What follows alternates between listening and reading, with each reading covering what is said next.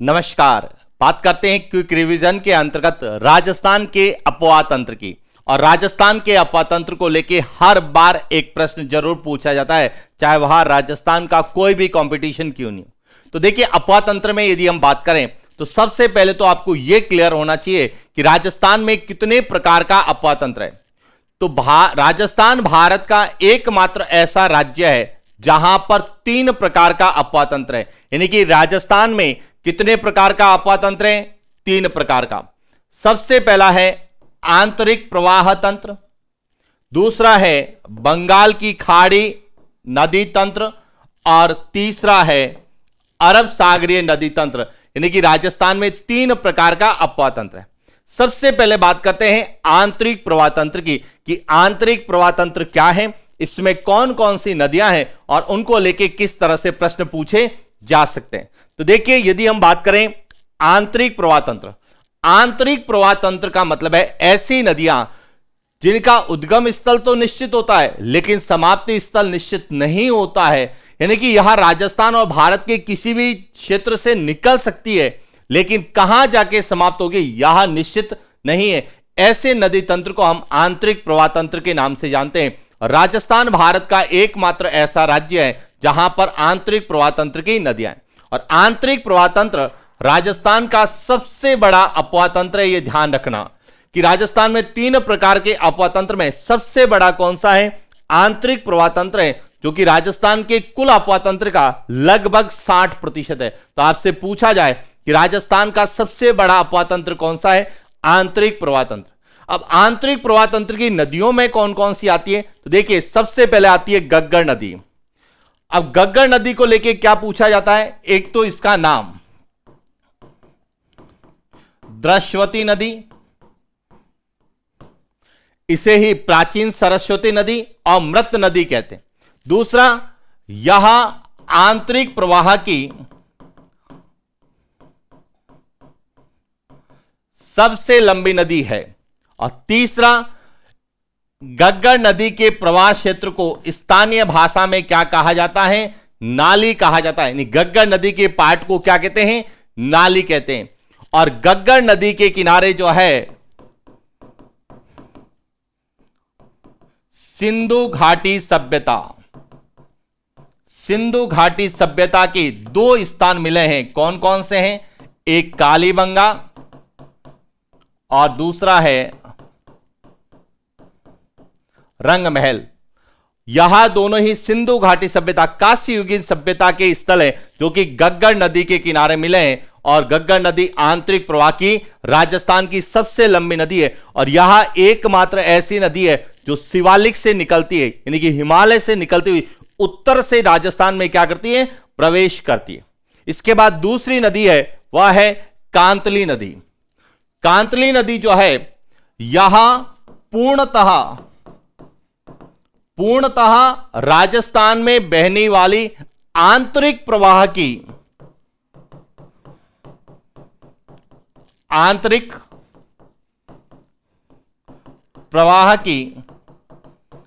सबसे लंबी नदी है। अब समझना, यहां से कई स्टूडेंट कंफ्यूज होंगे कि सर हमें तो बनास पढ़ाया गया।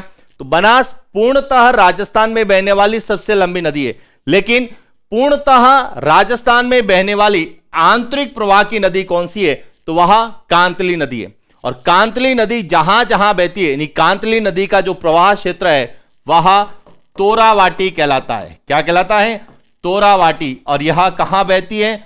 सीकर और झुंझुनू में बहती है। सीकर और झुंझुनू यानी कि शेखावटी प्रदेश की यह मुख्य नदी है। और इसी नदी के किनारे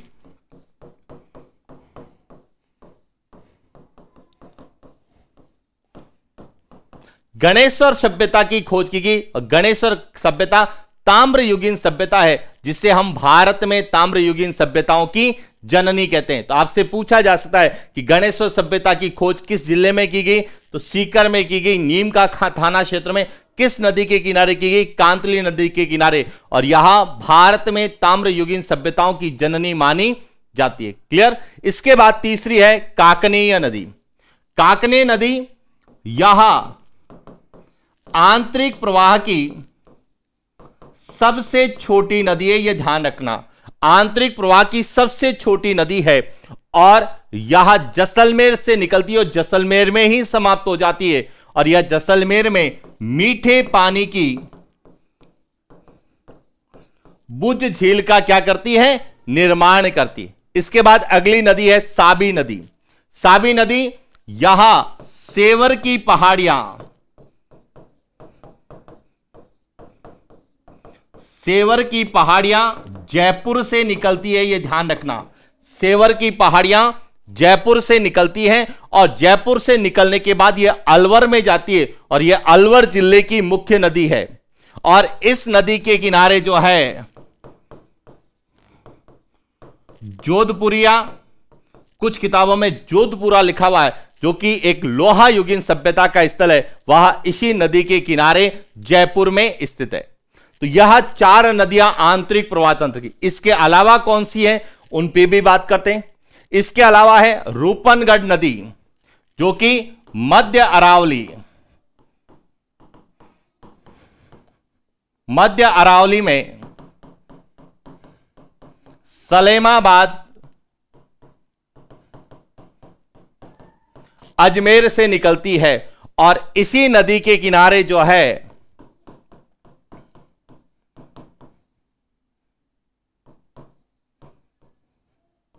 निम्बार्क संप्रदाय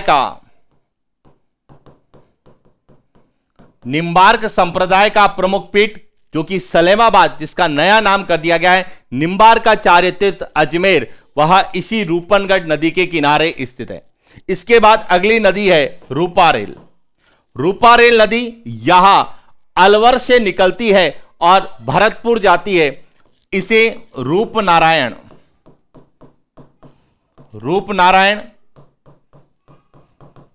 लसावरी, वराह नदी के नाम से जानते हैं। और इस नदी के किनारे भरतपुर में नोहा सभ्यता की खोज की गई है, जो कि लोहा युगीन सभ्यता है। और इस नदी पर एक बांध बना हुआ है जिसे कहा जाता है मोती झील बांध। मोती झील बांध यहां भरतपुर में है और इस मोती झील बांध को ही लाइफ लाइन ऑफ भरतपुर के नाम से हम लोग जानते हैं। इसके बाद अगली नदी है मंथा नदी। मंथा नदी यहां जयपुर से निकलती है, मनोरपुरा की पहाड़ियों से, और यह जयपुर से निकलने के बाद सांबर झील के आसपास लुप्त होती है। और यहां सांबर झील